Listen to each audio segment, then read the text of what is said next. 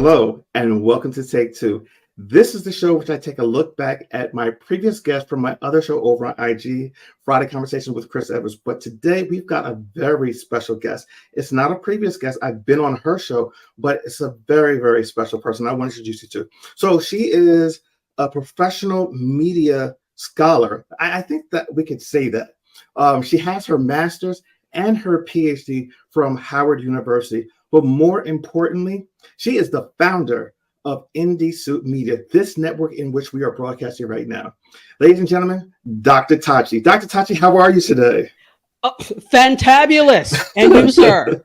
I'm well. I'm holding on, hanging in there, doing what I can do. You know what I mean? So, like I said in the intro, this show typically looks back at previous guests that I've had on my IG show, but I think that this is a special occasion. This is the final show for this first season of Take Two, but I really want to focus on the person who made this all possible, yourself and your amazing team that you work with. But before we even dive into how the network came about, let's take it all the way back. How did you even get into media and decide that you were going to get your degrees in mass communication from Howard University? Buckle your seatbelt. Okay. Get some water, libation. Here we go. So back in the day, my nickname, my sister and myself, our nicknames were TV Addict. So it was supposed to be borderline derogatory, meaning that we watched television way too much, but that's what we did, to the point where our mother was not with us eating in front of the television, but we would eat. And then we would look in the living room like this, and then we would eat. And we did that so much to the point where we're like, fine, just eat in front of the TV. But I think I turned out okay despite my TV addictiveness or addiction. So I was always watching TV. I've always had a fascination for some reason with all things mediated, to the point, and even farther back than that, because when that was happening, I remember I was like 3 and my sister was like 1. So around there. But even before that, there was a photo when I was 2 where I was holding my father's camera case, all the toys, and I was fascinated by this camera case. It was just, I don't know, to me, for some reason, I loved it. I don't know if it was the shape or what it was. He wasn't letting me touch the camera, but the case I could use. So I can say that even back then to when I was 1 and 2 rather, I was infatuated with media all the way through. Then, ironically, I mean, media had a really big impact on me. I used to watch on CNN. Do you remember Style with Elsa Clench? It sounds vaguely familiar. Okay. So it was a show. Elsa Clench was a fashion writer, a fashion commenter. She was on the front row of all the fashion shows, and just absolutely amazing. Well, she had a show on Saturday mornings called Style with Elsa Clench. So that was my thing before I watched Soul Train, right? That was my thing. So Style with Elsa Clench, and we were little, but we still recognized style, and we love style. So it doesn't seem like it's related, but it is, because I got my love of fashion through television, through watching fashion shows and things on television. And so I thought that I was going to go into fashion and fashion design. So that's what I told my African father, mistakenly. Oh, okay. I know that didn't go over well. You be Jamaican, I know that you can understand. There are only 4 things that work in a Nigerian family: doctor, lawyer, engineer, disgrace to the family. So clearly they were not trying to have me take on the 4th one. And he said, fashion? What type of rubbish is that? No, that's not good. So I said, okay, law, knowing that's not what I was going to do. I just picked it up. But later on, clearly, math was not something I was interested in. Law was not something I was interested in. And I think, my parents, but particularly my father, saw this and he said, why don't you think about majoring in mass communications? I'm like, what the hell is that? So then he started to explain to me. I said, so I can study what I've loved all this time? So that's actually how I started studying it on the collegiate level. And I keep bouncing, but actually before that, when I was in high school, I was part of a program, and you may know this because I know you're from New York. There was they had science and technology enrichment program called Hmm. STEP. So it was Yes. also coupled with, like, they had Upward Bound and they had STEP. Well, I was in STEP, and it was really to get people interested in the sciences and technology, which they now call STEM. So I was part of that from ninth grade all the way to 12th grade, like you have a graduation ceremony. Well, they saw that I was really into television and movies and those types of things. And they're like, hey, we want to put you in a telecommunication program. So Hmm. that's what they did. They had a summer telecommunication program. So for the entire summer, we went over to the community college and they taught us satellite. They taught us television. They taught us sound. It was just amazing. And we got to have our own productions. And at the time, I played saxophone. So they were like, if there's something, you play an instrument, if there's something you do something, because we're going to put that as like for the intro for the show that you guys make. So I loved it. It was so interesting. On top of that, the other mediated part, I was actually the first recipient of the Buffalo News had did a minority scholarship, and that was the first year they had ever did it. Well, I was the first ever winner of their minority scholarship, which gave me some money to go to college, but it also gave me experience working in newspapers. So my journey in academically has always been kind of communication. So they got Okay. to college, majored in communication, right? And did all sorts of things communication related. So I worked in promotion at a radio station, an urban format radio station. I did the same thing once I got to Howard for grad school. I was at their radio station. So then my path became very radio. Even though it was film and television, it became very radio. So I could go on, but I'm going to stop and let you continue. No, listen, I can sit here and listen to you talk all day long. It's the trajectory that you've had is amazing because you got your BA in communications from the University of Buffalo and then went on to, like I said in the intro, Howard University, and got your master's and PhD in mass communication. That's amazing. Now, how did you take these degrees and turn it into a film career? Because you're also a filmmaker as well. Is that correct? Mm-hmm. Yeah. Yeah. So this is interesting. I did not know. So I went to the University of Buffalo undergrad, as you mentioned, and they didn't really have a huge production program. Like, okay, you could go to schools like NYU and say, that production is, they have different fields within film / communication, but they do production. You're going to learn how to shoot something. Initially, I did not know that was an option at the University of Buffalo because their communication program was very theory based and theory centered. Okay, so I said, well, it's communication, that's what I'll do, and I'll make sure I get experience by doing internships, etc. Which was okay, but then I was like, I really want more.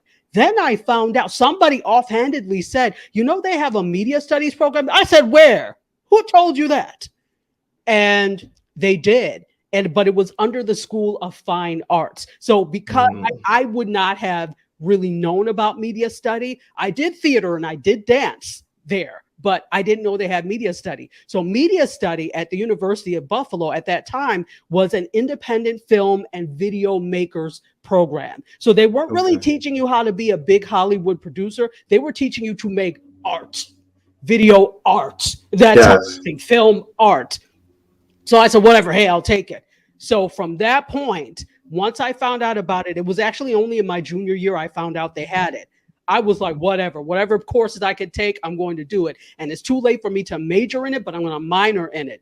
Can I tell you I had a 4.0 the entire time? I had found my niche, and I wished that I had known about the program like earlier. But I am glad that I did communication as my major because of the fact that it gave me a good basis for theory once I got to grad school. So no experience is wasted.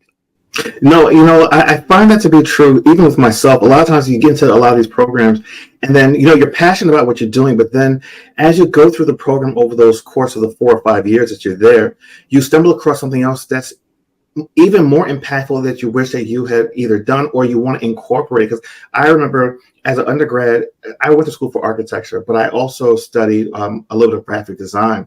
And then I ended up getting another degree in digital design after the fact.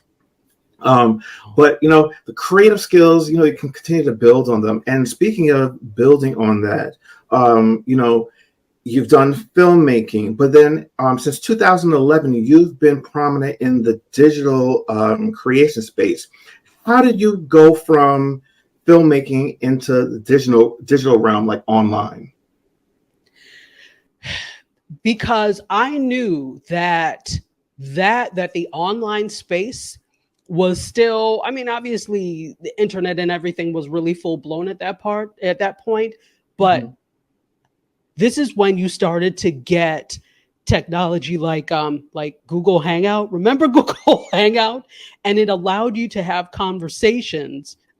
And by the way, Google Hangout was janky and it was so convoluted, but it allowed you to have conversations and interviews with other people if you just went to even to your local news station and say, I have an idea for a show, I'd like to do that. They'd be like, that's nice, and not give you the time of day. So I knew that this was a way to really do some of the things I was interested in terms of interviewing, because again, I have a journalism background as well. And so that kind of journalism was interesting to me.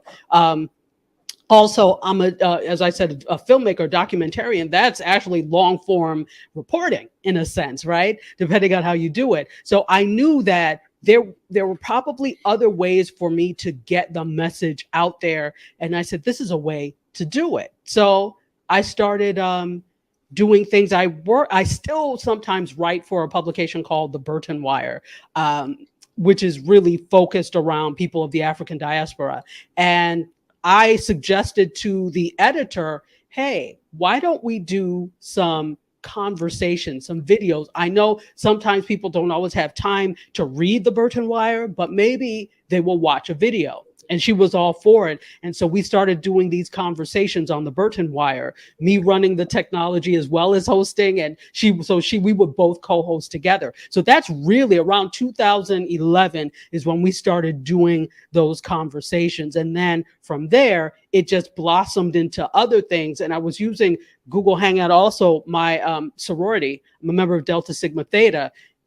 When I was, I was also, I forgot my title, but I was like the PR chair, basically. And so because of my experience with this, I was like, all right, well, why don't we start doing these conversations? And that's what we started doing. So different committees would come to me and say, hey, I want to do this for, World AIDS Day or whatever the case may be. So at first we would use Google Hangout, but then we fast forward a little bit to 2015, Meerkat debuted at South by Southwest.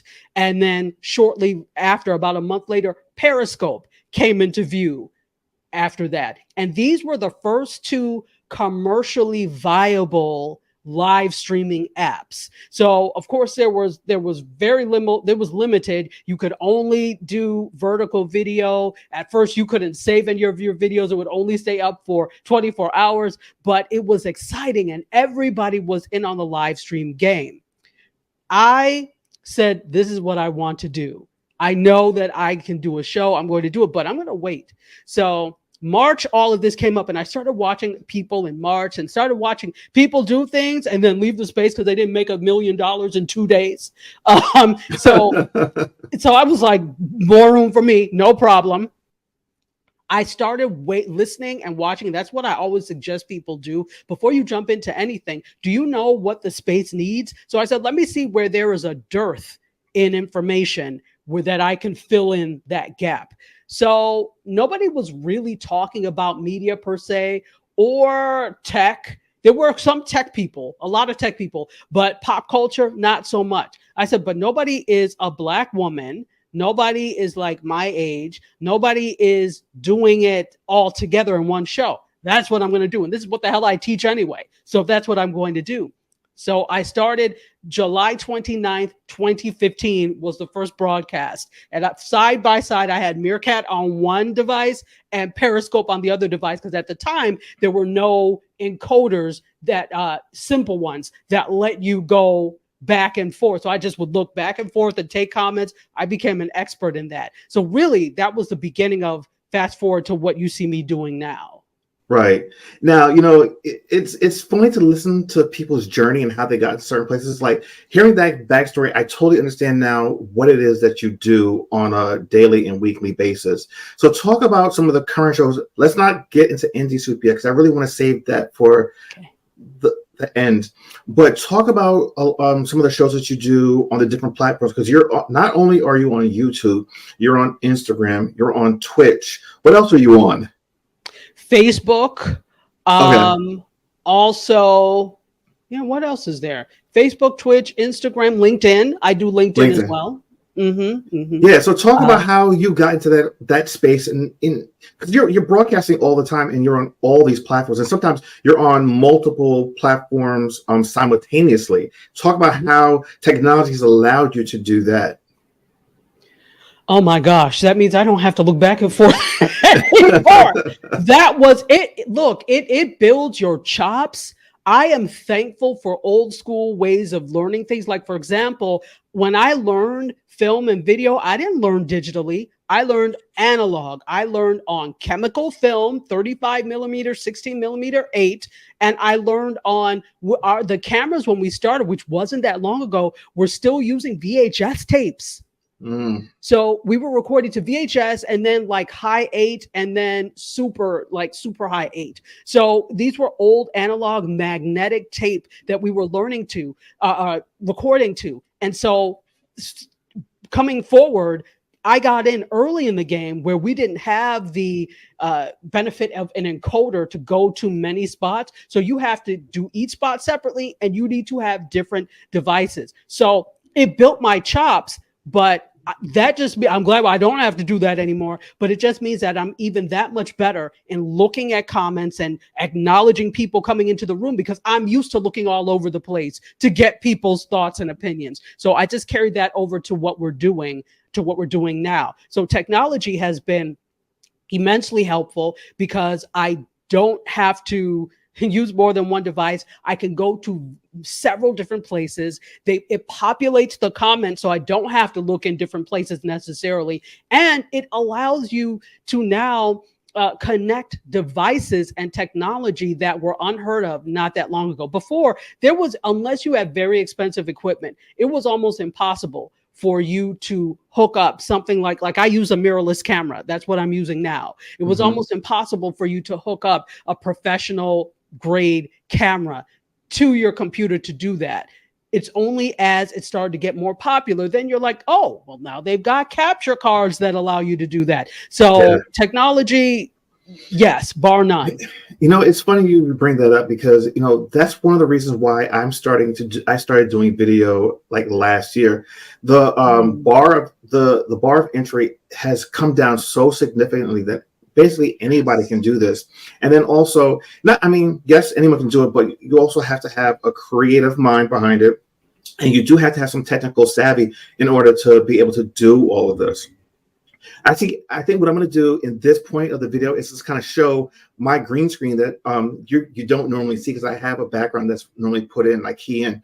But in the past, like you said, you had to have really high-end, expensive camera gear in order to do this.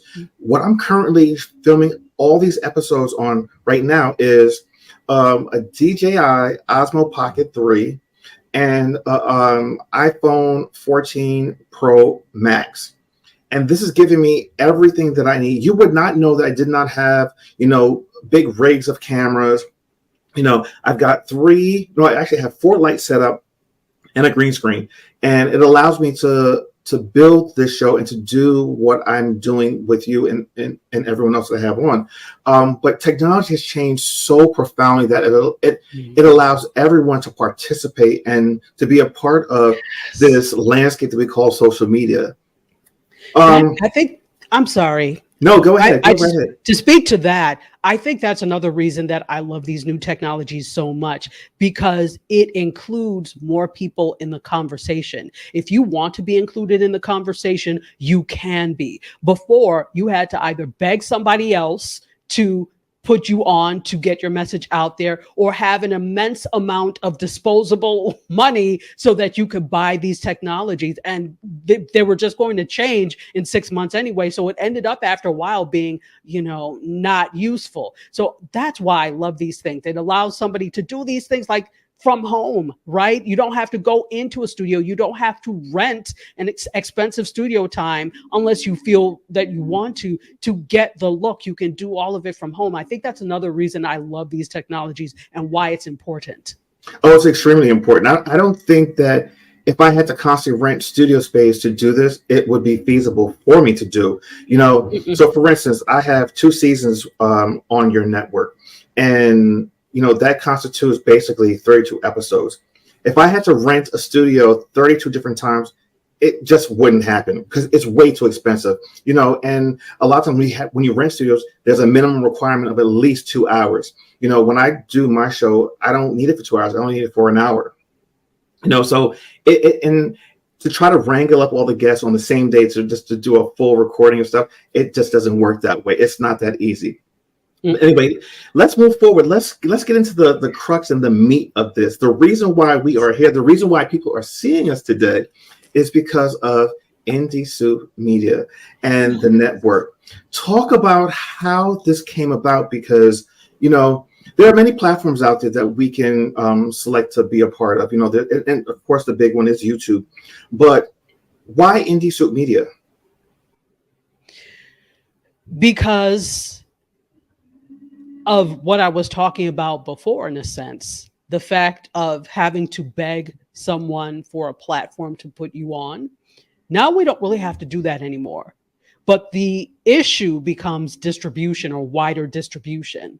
And of course, there are many people who are killing it and doing so well on platforms like YouTube, etc.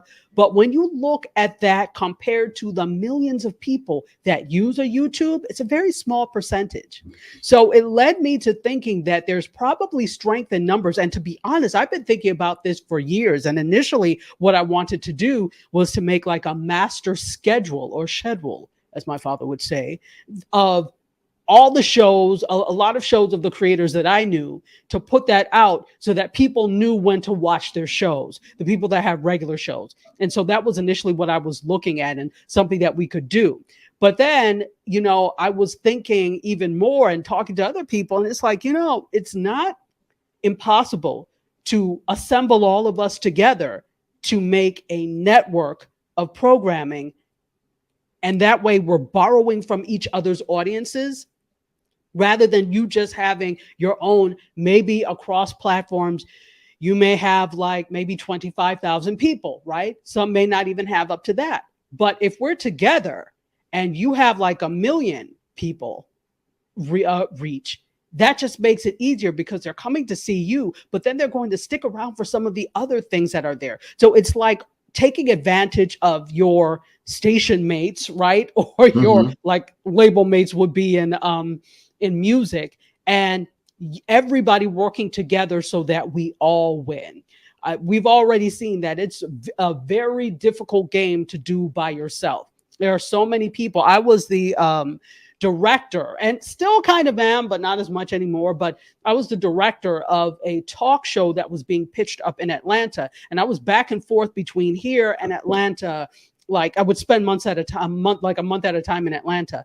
But what I was starting to see is, with the traditional media industry, Hollywood in particular, media in particular, if they don't know you, you probably are not going to get a chance. Even if they do know you, if they don't believe in the idea, you're not going to get a chance. So I also saw how with those shows, the creator comes from a very traditional media thought process, very traditional TV thought process. Even when, the big talk was, oh, we're going to get this on TV. And that's fine, because there's still room for traditional TV. But me looking at the industry and understanding it the way I do, I knew and I know that digital is that way, is the way people are going to go. So if you're still stuck on traditional TV, you've got to get, media, digital media into your head. So that, going back, was my impetus. The fact that there were no I shouldn't say there are no, because there are other people who have networks, obviously, but out of the people I knew, nobody knew about them. So I'm like, all right, well, let's assemble and do something great together. Yeah, no, I totally get that. And, that's one of the reasons why I was so attracted to you and what you were doing. Because I believe it was last spring that we actually really met and you reached out to me and said, hey, I'm doing this and I want you to be a part of it. I'm sure you had seen me through a mutual friend, Ron Lewis Foster, Yes. who was doing his IG lives. I'm still currently doing it with him every Thursday and Friday, Focus Friday and Thankful Thursdays. But I think you saw something in me that was appealing. And then also you guys saw some of the other stuff that I've done. Because, I was doing my live show on Instagram every Friday, and I had a plethora of guests. I started last October of 2022, and it ran until June of 2023. And in addition, I also had a show on YouTube with two other friends called The Conference Call. And here's the thing about YouTube. People always say, if you want to be in a digital format, you have to be on YouTube. But here's the thing: YouTube is so immense and vast. It's so hard to be found on that platform unless you have a really strong following. And even then, not everybody's going to come over with you, And to be honest with you, I never even saw myself in this space of video. I'm traditionally, I practice photography. I'm a photographer as well. And I thought that was really my lane. But I'm going to tell you a little thing that what kind of got me into doing more video.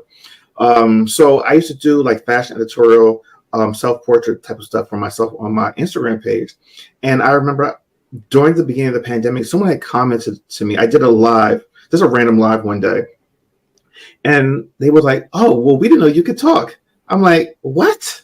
Because when people are not used to seeing you speak publicly, they just assume that, well, that's not your thing, whatever. But the funny thing about it is I'm a very outgoing person.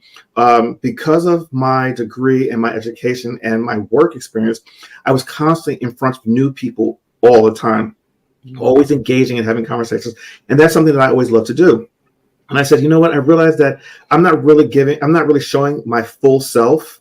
And I'm not really appearing in digital space the way that I would normally show up in the real world. So I want to do that. And I challenged myself to be on camera more and just engage with people and put out content that more reflected who I was as an individual in real life.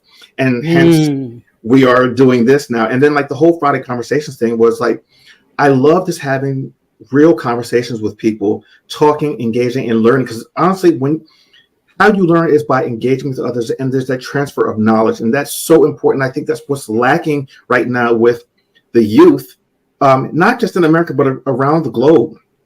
People aren't getting out and engaging with other people in person anymore. No. And, there's something to be said about that, but if you're not that type of person, you can still do it via this type of media and format.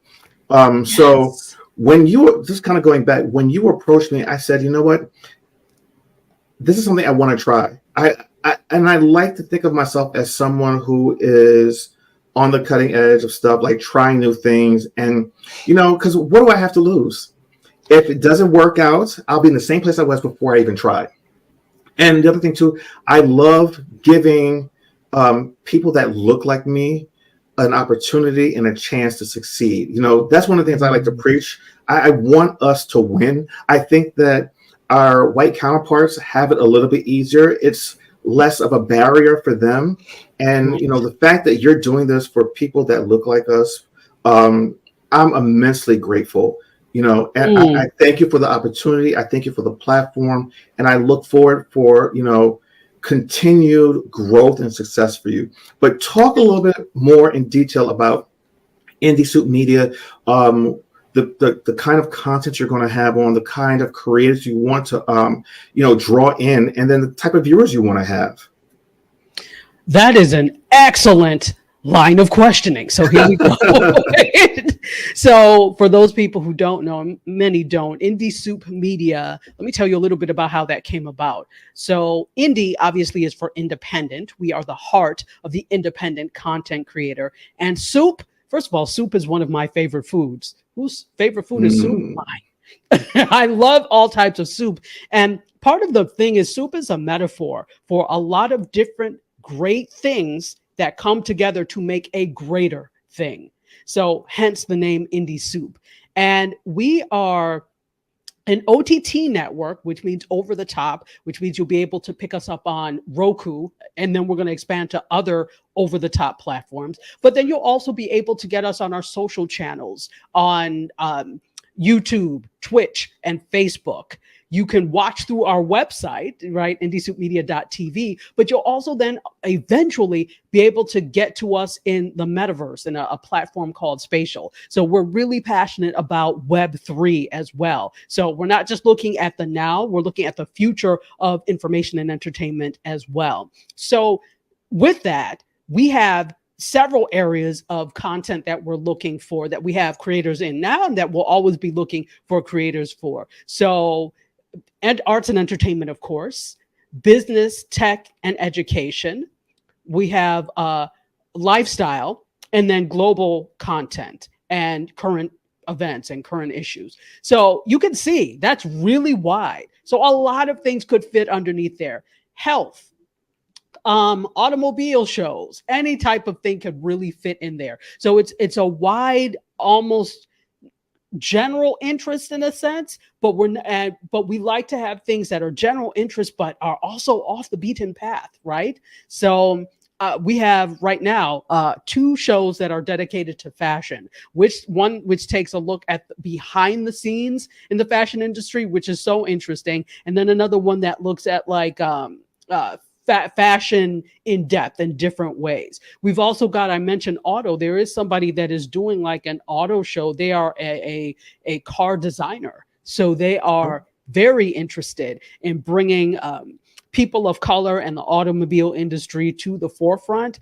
So we've got a show like that. We've got talk shows. Obviously, there's so many people that have great talk shows. So we have a lot of things like that. We do have a reality show. We have a show called 313 versus Everybody out of Detroit. And they are billing themselves as Detroit's first homegrown reality television project. So we have a lot of different things. And, the interesting thing is I'm very interested in us, in people of color, getting doing their shine. But the network is not just people of color, because we're open to all kinds of content. Obviously, I have an affinity because traditionally we have not been allowed to rise and shine in digital spaces and media spaces. But we have right now 3 creators who are not people of color, just because they have great content and love the mission. So we're like open to anybody who has great content to share and a great message to share. Yeah, I can second that. One of the things when we started talking was I had an idea for a show that I wanted to do outside of this one. The Take Two was something that I knew that I was going to do because I really enjoyed the guests that I had over on IG, and I really wanted to give them an opportunity to have an even larger platform in which that they can, talk about where they've been, what they're doing now, and what they plan for the future. But one of the other things I really was very passionate about, and if you had not seen my other show, Safe Space, go and take a look at it. It is dedicated to the LGBTQIA plus community, and I was really focusing on those individuals that are of Caribbean descent or Caribbean background. That's one of the things that I found that was really lacking. LGBTQIA plus issues are very much out in the forefront, and you can go anywhere and find out about them. But one of the things I found that was lacking was someone that looked like me, that came from an area in the world in which I was born. I did not grow up in Jamaica. I left when I was 3, but I grew up in a Caribbean household, and homosexuality, bisexuality, being queer was not something you talked about. It was something that was looked down upon, growing up in a very religious background. But you gave me the opportunity to say, you know what? I want to have that type of show on this network. I think that's very important. You've been very encouraging from the very beginning. I've had a lot of start and stops and hard some issues finding guests to come and talk about it very openly, but you've been encouraging all the way through. And that's one of the things that I've loved about working with you and working with IndieSoup Media. And I encourage anyone who has a passion for this or has a passion for something that, and they want to be able to put it out to the world, consider IndieSoup Media. I think that, it's not that you're doing anything that's, I don't want to say innovative, but anything that's out the box or different, but you're allowing people the opportunities to get themselves out there on a platform which many more people will see them. Absolutely. And, the thing is, I think it's important to get all stories out there, everybody's story out there. One thing that often happens is that we run into a lot of media that is safe, right? That is really not pulling out or bringing out the whole story, as if certain people don't exist in every community. So I'm like, I'm sorry, are there no LGBTQIA plus that exist? And of course there are. So why would they not in real life have their stories told in a mediated way? So it's like, of course. And my thing, I was like, first of all, yes, of course. And then second of all, these are things that people need to hear, because I think part of understanding other people is also understanding where they're coming from in their stories and hearing things. And in this day and age, at our big age, you shouldn't have to say this, but people still need to be told and see things in order to believe them. So I think it's critically important, because the other thing of it is we've actually also partnered with a new podcast network that is for people of color, but also people of color that is LGBTQIA plus, which is so important. I think the fact that she did this, because it's a community that is not, especially even if LGBTQIA plus is talked about in a general sense, when it comes to people of color, it's hush hush. So I'm like, well, I think that's, that would be a great person to work with. So her name is Anna Deshawn, and I actually had a chance to meet her at Podfest like in 2020. And then we circled back around, and I'm like, you know what? There's more strength in numbers. And that's another thing about us. It's not just about IndieSoup. It's about whoever is doing something like this. You've got a network or something. Well, let's work together to see if we can put each other's shows on. That's just double and triple the exposure. So Absolutely. Yeah. So let me ask you this before we start to wrap this up.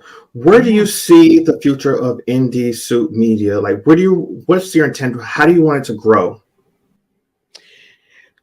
Good question. First of all, I wanted to grow exponentially. I really wanted to grow. But, initially, I want it to get a good footing and a good reputation, right? There's so many people that talk about media negatively, like they say the media, not realizing that media is not a monolith. There are several parts of it. So I want us to start to dispel some of these myths.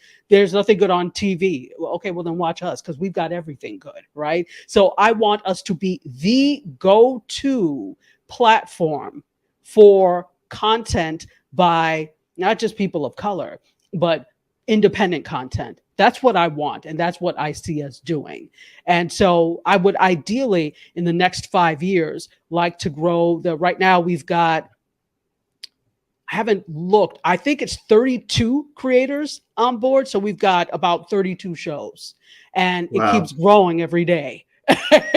So I would like in the next 5 years, if it keeps growing at this rate, it's going to surpass the 100 I was going to say. But I'm like, in the next 5 years, I would love to have a solid 100 creators that were rotating seasons in the shows. And so, for example, somebody like you're a founding creator because you came on early, but then other people who come in, will have them so that we can rotate shows. All right, next season, you'll have this. And that will mean even more of a break for creators to come up with their thing. So the more that we have, the merrier. So that's what I'm excited to do. And then, of course, I want us to revolutionize monetization, because my goal is also to have creators monetize. And the primary way monetization has been happening in media is obviously through advertising, which is something we're going to do. But I also want to see innovative ways of monetization. So that's why we have a lot of monetization tools that are built in so that creators can start doing this. It's never been through one stream of income that people started to monetize well. It's always several. And so that's kind of our model, the several streams of income thing. Okay. So you had mentioned, you'll be able to watch this on YouTube. You'll be able to watch this on IndieSoup Media.tv, and you'll also be able to watch it on Roku. So talk about the process of getting it on Roku and how people can actually watch it once, now that the network is up and running. How do they get to watch it on Roku?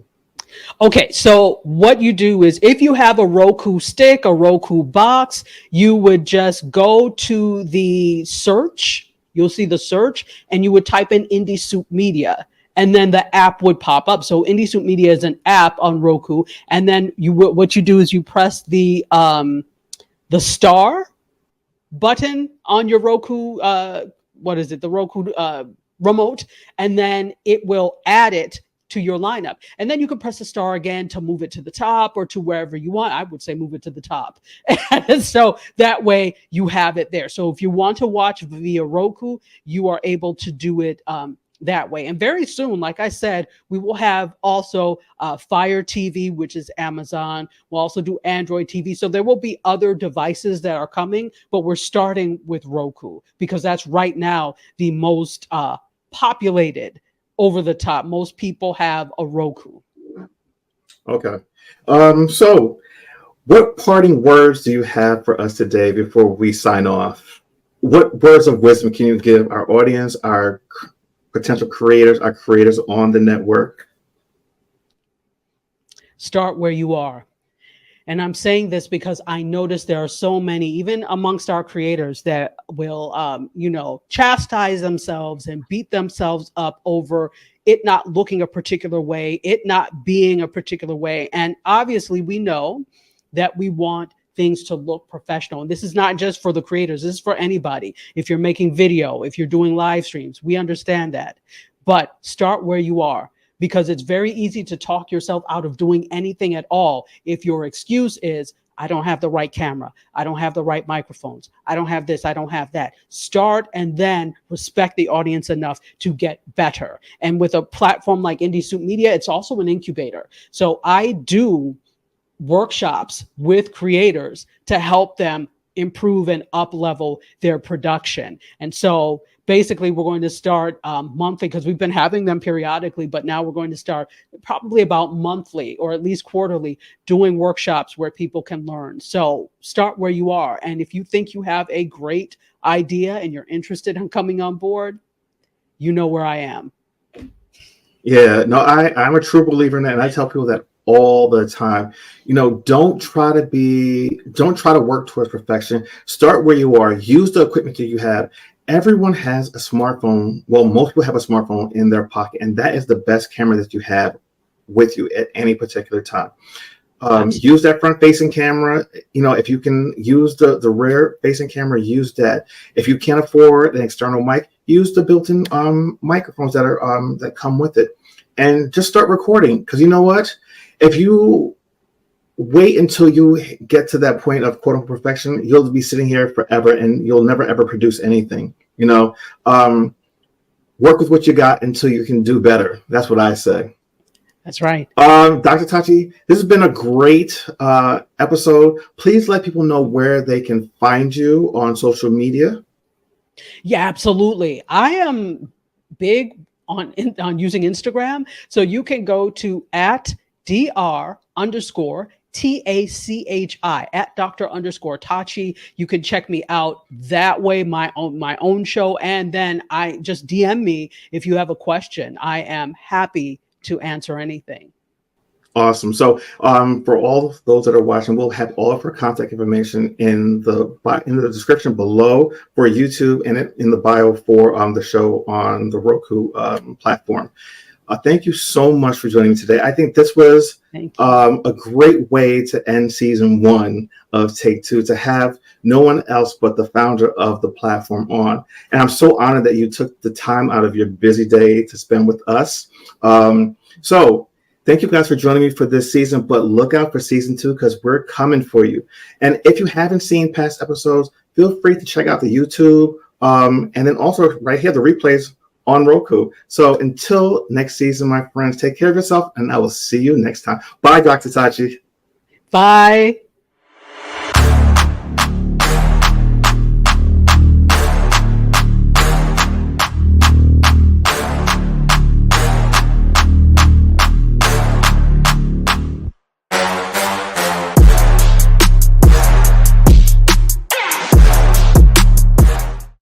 Thanks for watching this show on IndieSoup Media. Now, if you're watching here on YouTube, make sure to subscribe, like this video, and hit the notification button so that you can get notified when we drop new videos every week. See you guys next time.